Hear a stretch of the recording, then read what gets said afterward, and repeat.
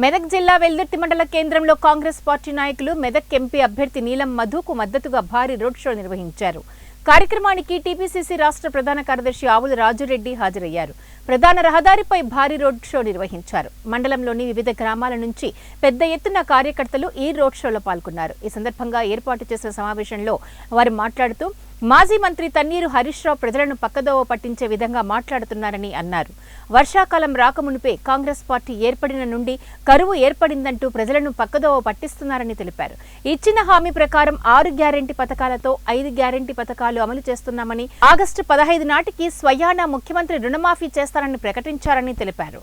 Congress party MP అభ్యర్థి నీలం మధును అత్యధిక మెజార్టీతో గెలిపించాలని విజ్ఞప్తి చేశారు. కార్యక్రమంలో వెల్దుర్తి మండల అధ్యక్షుడు మహేష్ రెడ్డి, రాష్ట్ర ఫిషర్మెన్ కార్యదర్శి తల్లారి మల్లేష్, మాజీ అధ్యక్షుడు నరసింహారెడ్డి, జిల్లా నాయకులు నరేందర్ రెడ్డి తదితరులు పాల్గొన్నారు.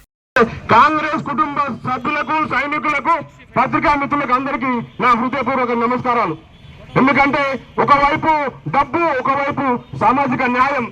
ఎందుకంటే మన అభ్యర్థి బీసీ బడుగు బలహీన వర్గాల అభ్యర్థి. ఎందుకంటే ఇంకో పక్కన ఎన్నో భూ కేసులలో, భూ కబ్జాలలో ఉన్నటువంటి వెంకటరామారెడ్డి గారు. మనకు ఆయనకేద్దామా లేకపోతే న్యాయమా, ఇంకో పక్క అన్యాయమా అని నేను అడుగుతున్నాను.